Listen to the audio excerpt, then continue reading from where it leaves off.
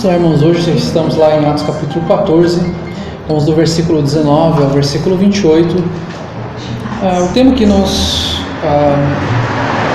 temos hoje aqui é a vida que vale a pena viver. Vamos ler do 19 ao 28. Esta é a palavra de Deus, que diz assim, Atos 14, versículo 19 ao versículo 28. Sobrevieram, porém, judeus de Antioquia e Icônio, e instigando as multidões e apedrejando a Paulo, arrastaram-no para fora da cidade, dando por morto. Odiando, porém, os discípulos, levantou-se e entrou na cidade. No dia seguinte partiu com Barnabé para Derbe. Tendo anunciado o evangelho naquela cidade, feito muitos discípulos, voltaram para Listra, Icônio e Antioquia, fortalecendo a alma dos discípulos, exortando-os a permanecer firmes na fé e mostrando que através de muitas tribulações nos importa entrar no reino de Deus. E promovendo-lhes em cada igreja a eleição de presbíteros, depois de orar com jejuns, os encomendaram ao Senhor em quem haviam crido. Atravessando a Psídia, dirigiram-se a Panfilha, e tendo anunciado a palavra em Perge, desceram a Atália, e dali navegaram para Antioquia, onde tinham sido recomendados à graça de Deus para a obra que haviam já cumprido. Ali chegados, reunida a igreja, relataram quantas coisas fizera Deus com eles e como abrir aos gentios a porta da fé, e permaneceram não pouco tempo com os discípulos. Aqui nós vamos ver sobre uma vida que vale a pena viver. Esta semana tivemos uma notícia bastante triste, bastante terrível, e declarações infelizes também com relação a isto que está acontecendo na Venezuela. A gente sabe que os venezuelanos ali estão lutando por liberdade, que ali está assim uma ditadura formada pelo ditador ali Nicolás Maduro, e ele insiste em ficar no poder, em subjugar pessoas. As pessoas estão passando fome, estão morrendo de fome. As pessoas, em média, elas emagreceram cerca de 11 quilos em média, e não foi porque elas estavam fazendo dieta, fazendo academia, não, elas ficaram 11 quilos mais magras em média porque elas estavam passando fome. Elas estão comendo bichos na rua já, estão comendo cachorro, rato, estão comendo todo tipo de coisa nas ruas porque não tem comida. Eles não têm mais liberdade, e esta população está lutando por liberdade. O que eles estão fazendo? Eles estão saindo às ruas, e quando eles estão saindo às ruas, o governo está literalmente passando com carros blindados por cima deles. Eu trouxe aqui uma imagem, apenas a imagem, porque o vídeo é um tanto quanto chocante. O vídeo até tem vários canais que tem o vídeo deste carro. Ele está passando, literalmente passando por cima da multidão. Infelizmente, até um dos ex-presidentes aqui do Uruguai falou que para que o blindado não passasse por cima das pessoas, era só elas não ficarem na frente do blindado. Uma declaração completamente infeliz. Mas as pessoas estão ali lutando por liberdade. Elas entendem que vale a pena lutar pela liberdade. Elas arriscam suas vidas. Certamente elas estão saindo às ruas, sabendo que saindo às ruas, elas podem tomar um tiro, elas podem ser atropeladas, eles podem ser presos. Eles entendem, vale a pena, eu quero lutar pela liberdade, mesmo que não seja a minha, as pessoas já mais velhas, mesmo que não seja a minha liberdade, mas que seja a liberdade dos meus filhos, dos meus netos, e eu vou lutar pela liberdade. Eles entendem que isto é necessário, que vale a pena viver lutando pela liberdade. Então essas pessoas estão dispostas a pagar o preço por algo que elas consideram importantes para a sua existência.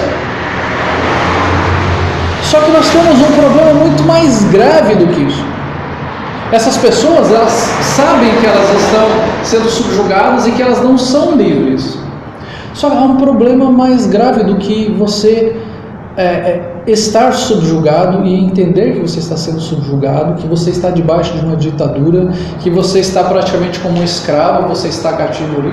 É você estar cativo e não perceber. É você ser um escravo do pecado e não perceber. É você estar numa situação onde você faz aquilo que é algo prejudicial para você, que vai te levar à condenação, que vai te levar para mais longe de Deus, e não perceber, e você não lutar, e você não tem desejo algum de lutar, e você não compreende. Este é o inimigo silencioso. Ali eles estão enxergando muito bem, mas as pessoas do mundo, elas não compreendem que elas estão perdidas, que elas necessitam de salvação, que elas necessitam de liberdade. Elas já se sentem livres, elas já se sentem bem. Não, eu não estou preso, eu não sou um escravo, eu estou livre. Este é o pior tipo de escravidão, e você não reconhecer que você é um escravo. Fazendo aqui uma pequena revisão de onde Paulo já passou, né? Nós já vimos nas outras lições onde Paulo havia passado: Antioquia, Salamina, Pafos. Ele vai para Perge, Listra, Antioquia, né, que é o que nós vamos ver aqui hoje no nosso texto. Ele vai passar por Listra, Icônio, Antioquia, né, e aí nós vamos vendo aqui esse pedaço onde Paulo vai passar em Antioquia, na Síria.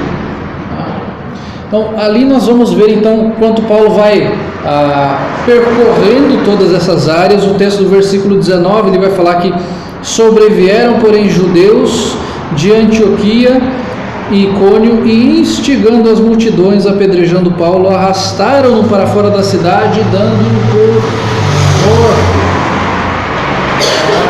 Nós percebemos aqui, quando falamos de pessoas que estão contra o Senhor, perseguindo a palavra de Deus, ou quando há multidões falando. Vocês já ouviram falar que a voz do povo é a voz de Deus? Já ouviram bastante falar disso, que a voz do povo é a voz de Deus. Essa é uma das maiores bobagens que existe. Junto com ouça o seu coração, a voz do povo é a voz de Deus. Não é verdade? Então nós vemos aqui que vieram pessoas de Antioquia e Icônio, e eles instigaram a multidão. Eles fizeram com que a multidão se voltasse contra os apóstolos. Era uma multidão manipulável, volúvel. Se você for a um estádio, por exemplo, qualquer situação onde tem uma multidão ela é manipulável. Você pode estar pegando a Bíblia. Quando os 12 espias entram na terra e eles voltam, o que eles falam? 10 deles: a terra é boa, mana leite e mel, mas tem gigantes lá, nós somos como gafanhotos, nós vamos ser esmagados, não vai dar para entrar. E o povo, eles falam aquilo, e o povo começa a chorar: Deus trouxe a gente aqui para a gente morrer aqui, não é possível. O povo começa a murmurar, tanto que o povo fica no deserto durante 40 anos para que aquela geração morra, porque foram incrédulos, porque Deus falou: vocês vão entrar. E eles ficaram dizendo: não. Aqueles 10 falaram, e toda aquela, era uma multidão, eram milhões de pessoas que estavam ali, e aquela multidão falou: Senhor, vamos morrer, andamos tudo isso para morrer aqui. Ela é manipulável. Se você vai a um estádio de futebol hoje, a multidão é extremamente manipulável. Você tem ali os líderes de torcida, eles ficam ali animando a torcida, e essa torcida ela começa a inflamar, ela começa a levar o time para cima, ela começa a animar os jogadores. Mas daqui a pouco, se há algum tumulto ali no meio, se alguém começa a gerar um tumulto, você começa a ver 100, 200, 300, 500 pessoas, um monte de gente, todo mundo brigando. E aí as pessoas falam: nossa, mas aquela pessoa que brigou lá, ela é tão pacífica, eu nunca vi ela brigando. Daí fala: porque eu estava no meio da multidão, eu fui levado, eu vi todo mundo brigando e briguei junto. Aquelas cenas de filme, provavelmente vocês já assistiram filmes assim, onde tem aquela cena de um bar ali, onde dois começam a brigar, e todo mundo começa a brigar, um pega a garrafa de cerveja, bate na cabeça do outro, pega a cadeira, aí você vê que está todo mundo brigando. A multidão é volúvel, ela é manipulável, ela é levada a fazer as coisas. Existem até técnicas para você fazer isso, para você fazer com que a multidão se sinta tocada, para que ela faça aquilo que você quer, para que ela se sinta sensibilizada. Muitas vezes esta multidão ela pode ser manipulada até em igrejas para que se faça aquilo que aquelas pessoas estão falando. Olha, você tem que fazer isso, você tem que fazer aquela campanha, você tem que doar isso de dinheiro, você tem que fazer aquilo outro. E você vai sendo levado, a multidão ela pode ser manipulável. Então estes homens vêm e instigam, o texto falou, instigam as multidões e apedrejam a Paulo. Nós vemos o caso do próprio Jesus. O texto de Lucas, capítulo 4, versículos 22 e o 29, são textos muito claros com relação a isso, como as pessoas elas são flexíveis nesse sentido. Vejam que Lucas capítulo 4, versículo 22 fala, e depois o 29, falando acerca de Jesus, todos lhe davam testemunho e se maravilhavam das palavras de graça que saíam dos lábios e perguntavam, não é este o filho de José? As pessoas se maravilhavam com o que Jesus estava falando. E aí já no versículo 29 vai falar, depois de Jesus falar algumas coisas aqui acerca de pessoas que Deus havia resgatado, inclusive dos gentios, falando da viúva de Sarepta e tudo mais. E no 29 vai falar, e levantando-se expulsaram da cidade e levaram até o cimo do monte sobre o qual estava edificada, para de lá o precipitarem abaixo. Para primeiro eles se maravilham com aquilo que Jesus está falando. E aí quando Jesus começa a falar que Deus abençoou também os gentios, e eles começam a ficar indignados, porque eles já querem matar Jesus. É esse tipo de flexibilidade que existe. Uma hora é o amor, outra hora é ódio. Mateus 21, 29, vejam comigo lá também. Mais um exemplo que eu quero dar para vocês em contraste com Lucas 23, 21. Mateus 21, versículo 9.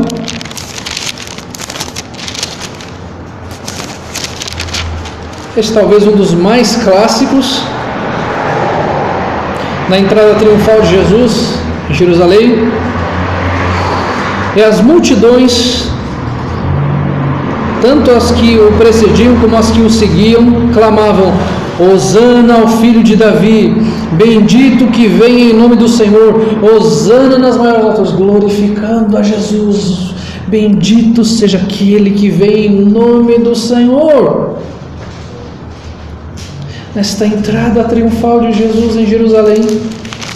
E ali já nós vemos em Lucas 23, 21, poucos dias depois, Lucas 23, 21.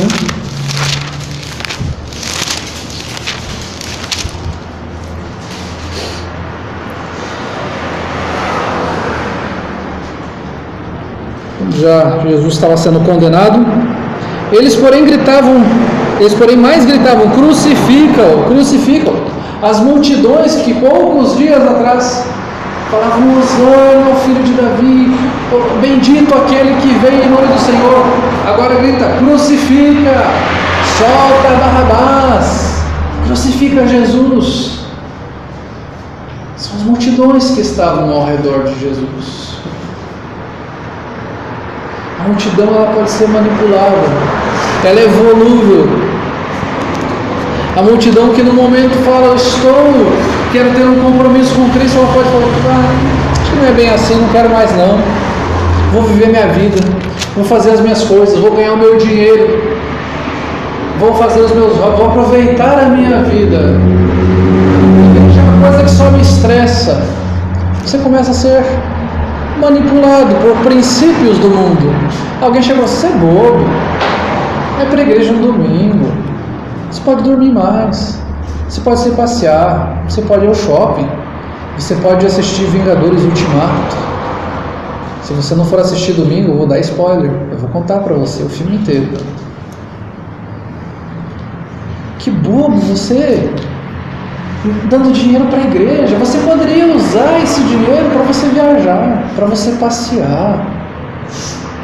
E aí muitas vezes a pessoa ela não tem essa firmeza e ela fala, realmente é verdade, eu poderia estar aproveitando melhor o meu tempo, o meu dinheiro. Acho que eu perdi boa parte da minha vida fazendo isso. Pessoas que no momento falam: Senhor, Tu és maravilhoso, quero dedicar minha vida a Ti, bendito és Tu, como o povo fez aqui. E daqui a pouco eles vão: não é bem assim, eu tenho que aproveitar a minha vida. São pessoas volúveis, manipuláveis. A malignidade das pessoas, ela deve ser colocada em contraste com a perseverança que o cristão deve ter, que o povo de Deus deve ter. Eu trouxe agora há pouco uma questão contemporânea, agora eu vou trazer uma questão mais retrô para os irmãos aqui. Talvez aqueles que têm um pouco mais de 30 vão lembrar do desenho Thundercats. Talvez as crianças também já tenham visto, os pais já tenham apresentado. Era um herói lá dos anos 80, que eles vinham de um planeta lá diferente, lá de Tandera, se eu não me engano. Eles saem lá numa nave, eles são atacados no meio do caminho e eles acabam chegando num lugar chamado Terceiro Mundo. E lá aquele povo é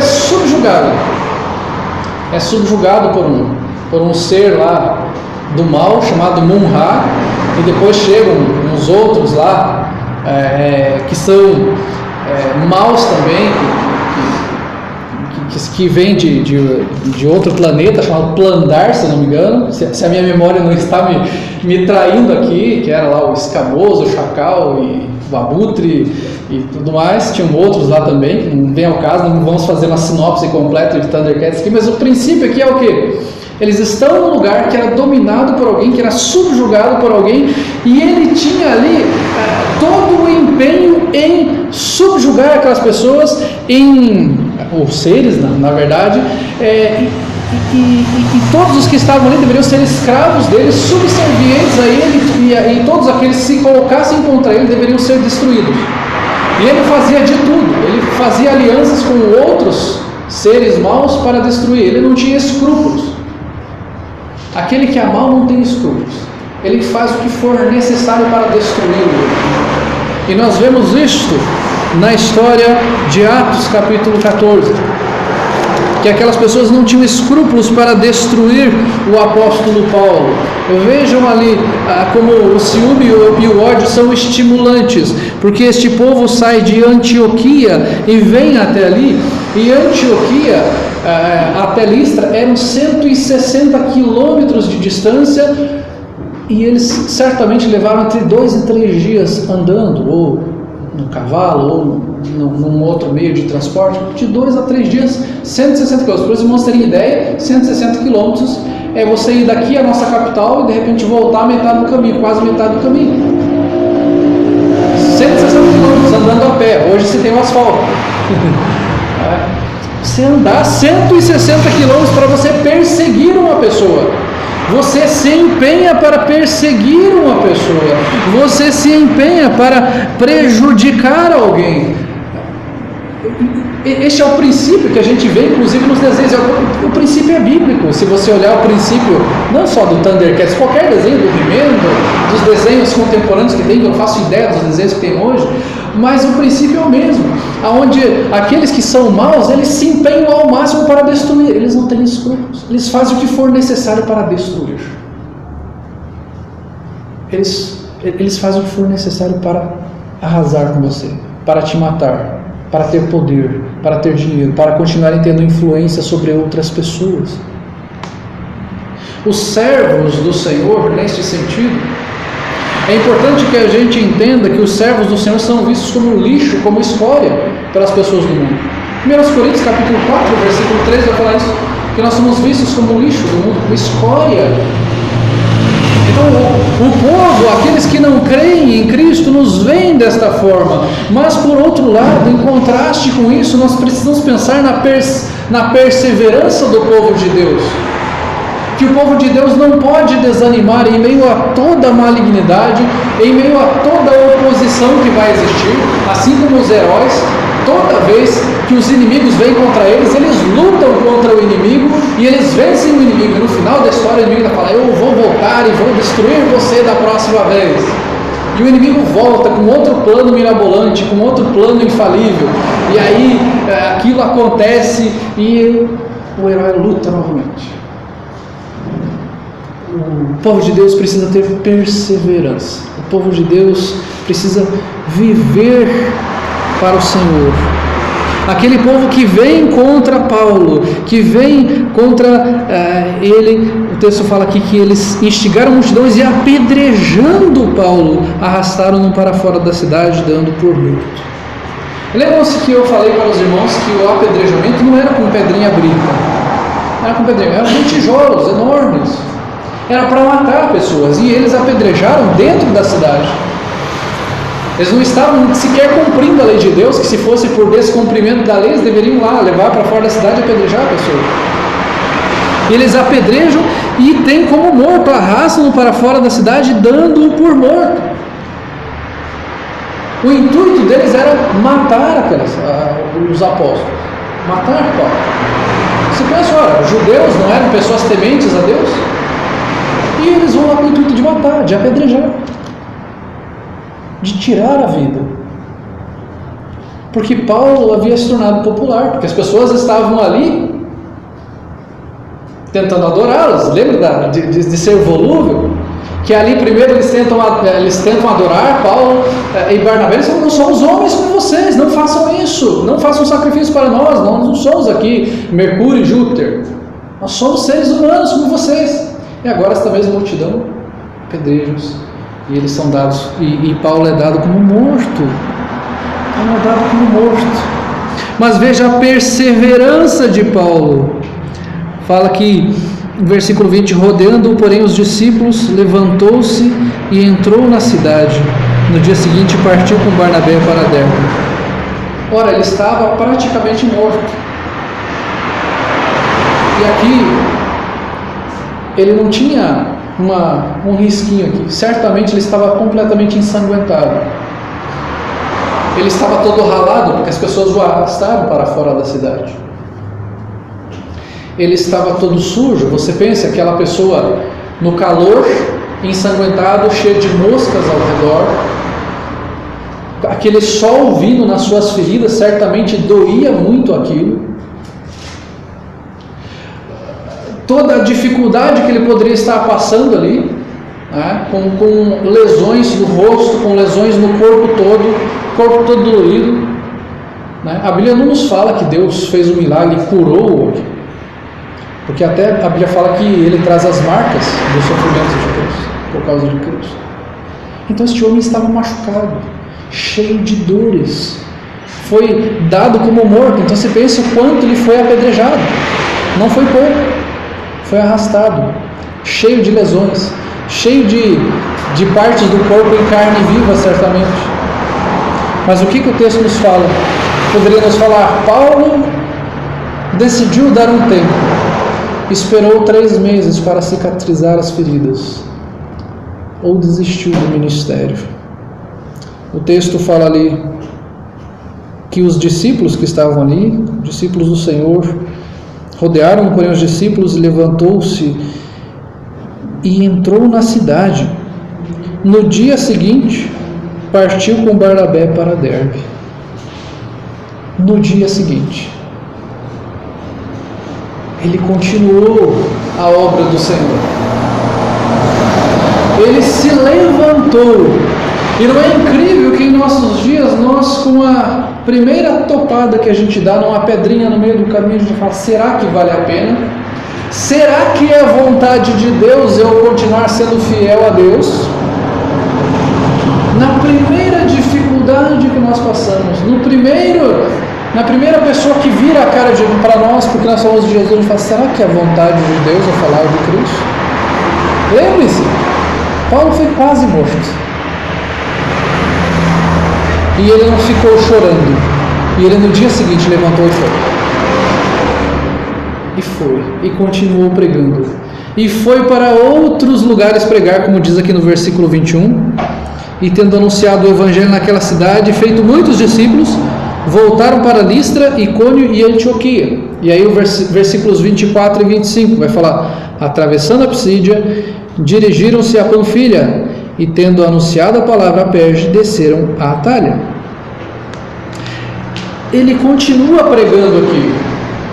Mas agora então a situação de Paulo, depois de ser apedrejado, dado como morto, tranquilizou, estabilizou. O Senhor o fortaleceu em meio àquela quase morte dele. Ele se levantou e foi pregar a estas outras cidades. E vejam o que o texto de 2 Timóteo capítulo 3, versículos 11 e 12 fala sobre o apóstolo Paulo.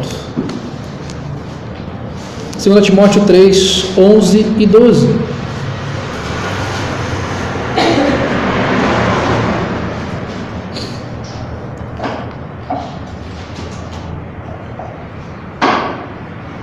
O apóstolo Paulo vai falar ali em 2 Timóteo 3,11: as minhas perseguições e os meus sofrimentos,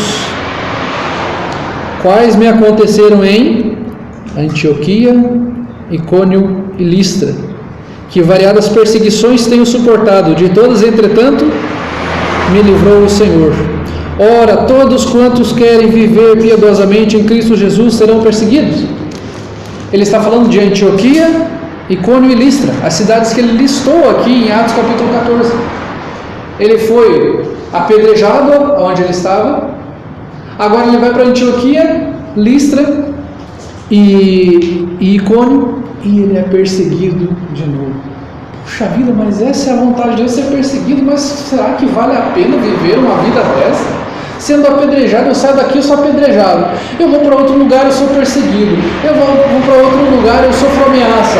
Eu vou para outro lugar, eu sou rejeitado. Será que vale a pena? Vamos lembrar que a Bíblia fala que o mundo jaz no maligno, que a nossa luta não é contra a carne ou sangue, que as pessoas não vão chegar e falar: que legal, você veio me falar de Jesus, que coisa maravilhosa, que coisa doce. Se você tivesse vindo antes, eu já teria crido no Evangelho, já seria um servo do Senhor, já estaria amando ao Senhor. Haverá oposição. O mundo jaz no maligno. Paulo foi perseguido, mas Paulo continuou trabalhando. Ele não viu essas barreiras como é um sinal de Deus para eu parar. Todo mundo, quando não quer fazer algo, fala: não, acho que está dando muito errado, é um sinal de Deus, não é para eu fazer. Na verdade, normalmente é com relação a alguma coisa que com relação ao Evangelho. Agora, quando é alguma coisa que diz respeito ao interesse meu, não, eu quero fazer aquela viagem, eu quero comprar aquele celular, alguma coisa assim, e dá errado, você fala: não, acho que Deus está usando essa situação para eu ser perseverante, vou continuar insistindo para fazer essa viagem e comprar esse celular. Então o seu entendimento, muitas vezes, do que é a vontade de Deus depende do seu interesse. Paulo estava olhando para os interesses de Deus, não para o seu próprio interesse. A vida que vale a pena ser vivida é a vida em obediência ao Senhor. Para nós vivemos em obediência ao Senhor, não para nós vivermos tranquilamente, regaladamente, está tudo bem, está tudo legal. A vida que vale a pena ser vivida é a vida em obediência ao Senhor. Vejam que em meio a tudo isso, o que o apóstolo Paulo faz. O versículo 22 fala: fortalecendo a alma dos discípulos, exortando-os a permanecer firmes na fé, e mostrando que através de muitas tribulações nos importa entrar no reino de Deus. Além de passar por tudo isso, aqueles novos discípulos que estavam ali, ele estimula, ele fortalece, ele nos chama a perseverança. Ele fala: olha, as dificuldades elas vão acontecer, mas vale a pena viver para Jesus Cristo. Ele não fica se vitimizando: como eu sou coitadinho, como é difícil, olha só, eu sou uma pessoa muito sofrida. Ele fala: perseverem, permaneçam firmes na fé. Vocês vão passar por tribulações, mas nós todos vamos passar por tribulações e vamos entrar no reino de Deus assim. E vamos passar por momentos de dificuldade, sim, mas vão valer a pena, isto vale a pena. A vida cristã, ela tem muitas bênçãos, e tem, graças a Deus. Deus é gracioso para conosco. Temos dezenas de bênçãos para contar, milagres, livramentos. Deus nos supre financeiramente, Deus nos supre a nossa saúde, Deus nos livrou de vários perigos já. Mas Deus também nos concede passar por tribulações. E quando a gente deixa de falar das tribulações, que elas existem, nós começamos a entrar em estado de negação para as tribulações, e elas em algum momento vão acontecer, você se desilude. Você se desilude com Deus. Você se desilude com a palavra e fala, poxa, mas eu sempre fui ensinado que se eu cresce no Senhor, eu seria mais que vencedor. Pega esse texto e descontextualizam, obviamente. Eu sempre pensei que se eu cresce no Senhor, eu seria mais do que vencedor, e a partir de agora ia ser só prosperidade, só alegria, tranquilidade, e eu estou passando por grandes dificuldades. Eu estou tendo dificuldade na minha família, eu estou tendo dificuldade financeira, eu estou com problema de saúde, eu tenho essa dificuldade na minha escola, eu tenho essa dificuldade com um amigo, eu tenho uma dificuldade com um filho, com um pai, eu tenho uma dificuldade com um parente que está envolvido com drogas. A pessoa se desilude, porque nós vamos passar por tribulações, e muitas dessas tribulações também vão acontecer por nós pregarmos o Evangelho. Não só tribulações que nos dizem respeito àquilo que é da nossa vida, no sentido de escola, trabalho, mas quando nós pregamos o Evangelho nesses ambientes, nós vamos ser perseguidos, nós seremos atribulados, nós seremos caluniados. Mas o apóstolo Paulo aqui, ele estimula as pessoas a permanecerem perseverantes. Perseverem, vale a pena viver assim, vale a pena passar por essa tribulação, porque a recompensa que nós vamos ter é muito maior. Como aqueles venezuelanos pensam, vale a pena lutar por liberdade, porque a recompensa, se nós conquistarmos a liberdade, vai ser muito maior do que as perdas que nós vamos ter agora. Por amor a Cristo também, qualquer perseguição e tribulação que nós vamos passar, vale a pena por uma alma salva, por uma pessoa que creu no Evangelho, por uma pessoa que foi impactada pela palavra de Deus, transformada, libertada do seu pecado. Versículo 23 fala, promovendo-lhes em cada igreja a eleição de presbíteros, depois de orar com jejuns, os encomendaram ao Senhor em que haviam crido. Paulo traz um projeto para a igreja, ele organiza as igrejas. Ao invés de pensar, eu vou chutar o balde, vou deixar tudo para trás aqui, ele organiza as igrejas, deixa presbíteros, líderes para liderarem as igrejas. As igrejas eram organizadas ali, eram eleitos presbíteros de acordo com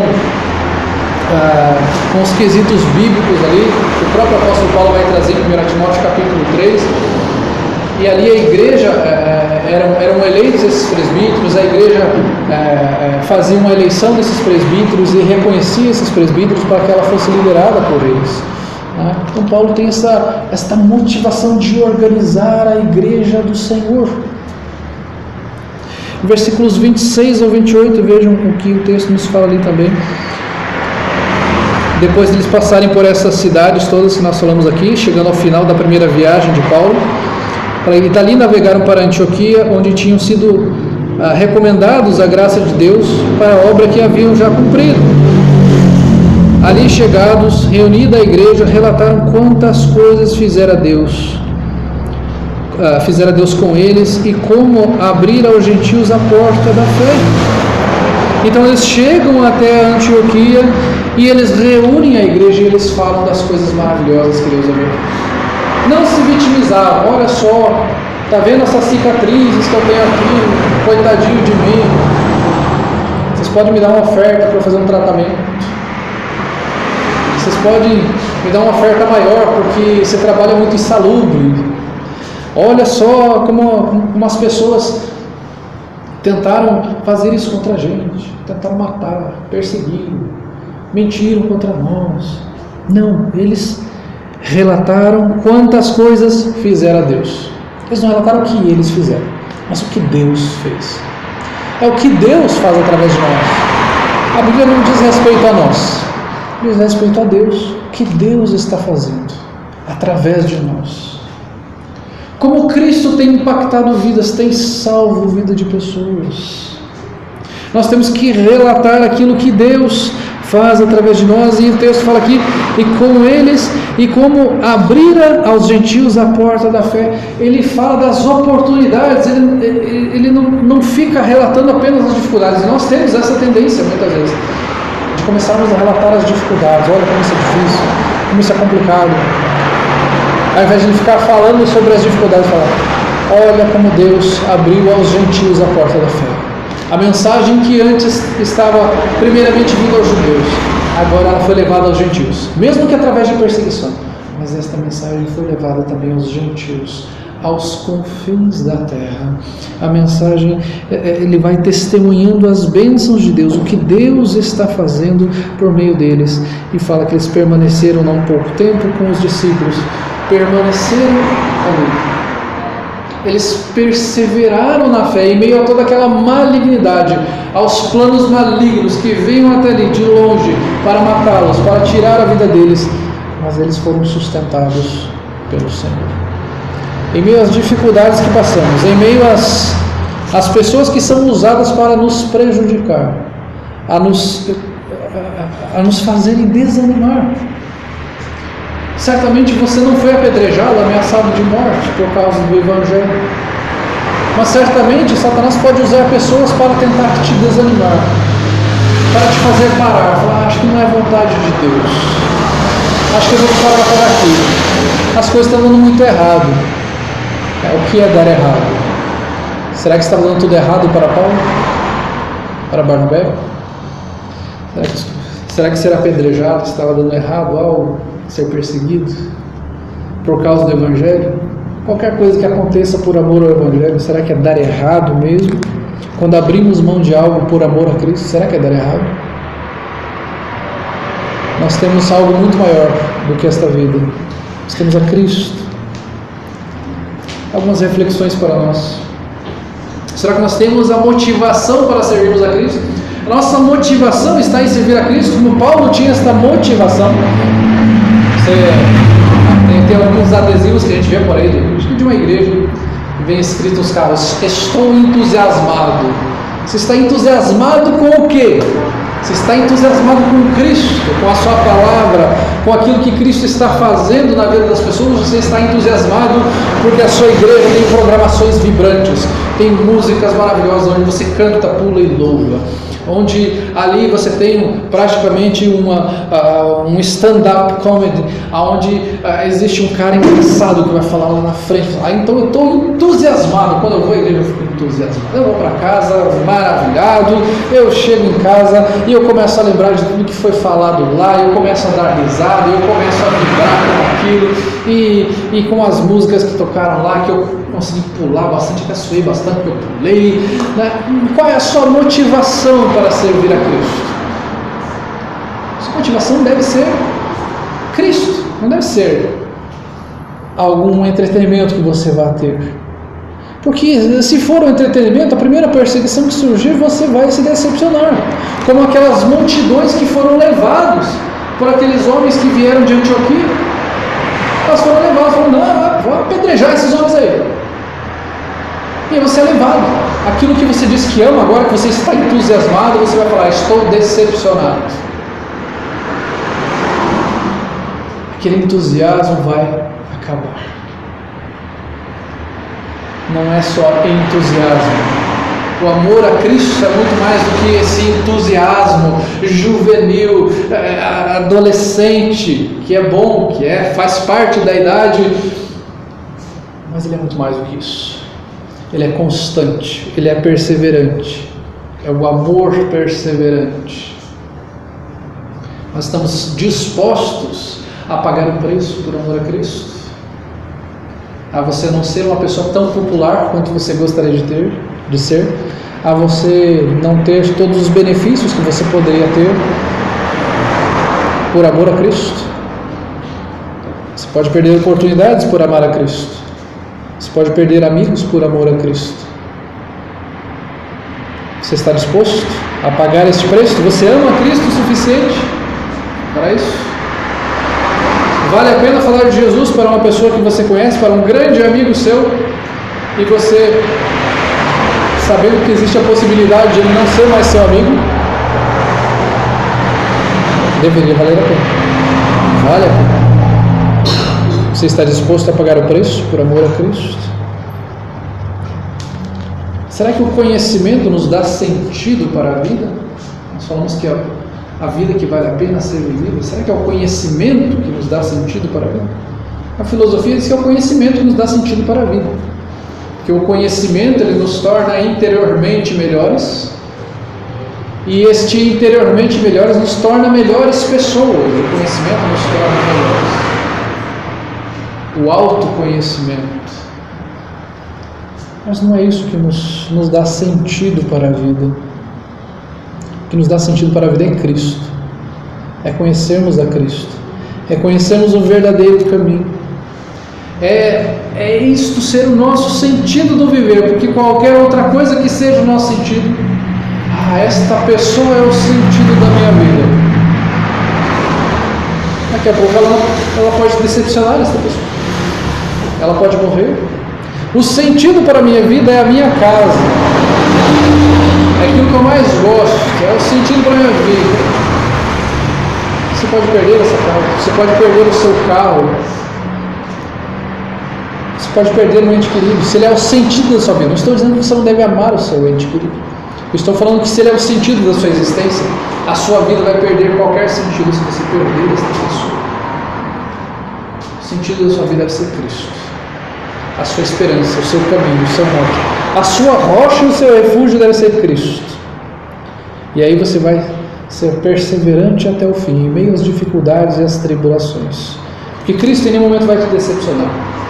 Ele nunca vai te deixar. Cristo fala a Ele mesmo: eis que estou convosco todos os dias, até o final dos séculos. A vida sem Cristo não vale a pena ser vivida. Você que não tem a Cristo, você vai ficar procurando, dia após dia, sentido para a sua vida. Você vai procurar através da bebida, cigarro, de drogas, mulheres, sexualidade, dinheiro. É assim que as pessoas procuram sentido para a vida. Se eu ganhar na Mega Sena não sei quantos milhões, aí tudo vai fazer sentido. Não vai fazer sentido. Você vai continuar sendo uma pessoa vazia. Vai ser rico, mas você vai continuar sendo vazio. Se eu casar com essa pessoa, minha vida vai fazer sentido. Não vai fazer sentido. Você vai se decepcionar, porque aquilo não vai fazer sentido para você. Aquilo vai te satisfazer por algum tempo e você vai ver que não é esse tipo de vida que vale a pena ser vivido. Se você não tiver a Cristo, qualquer coisa que você tenha não vai fazer sentido. Não à toa nós temos um percentual enorme de pessoas depressivas. E muitas dessas pessoas depressivas têm família, têm uma renda muito boa, né? Têm muito bom estudo, têm muitas oportunidades, mas são pessoas depressivas. E muitas vezes a causa dessa depressão é que ela não há sentido para a vida delas. Tudo que elas fazem não as satisfaz. Porque a nossa satisfação está em Cristo. Porque no meio de Jesus Cristo, mesmo em meio às tribulações, nós estaremos estimulados, motivados a continuarmos seguindo a Ele, sabedores de que em meio a todas essas tribulações o Senhor vai nos fortalecer a permanecermos firmes na fé, para a honra e glória do nome dEle. Vamos orar, irmãos.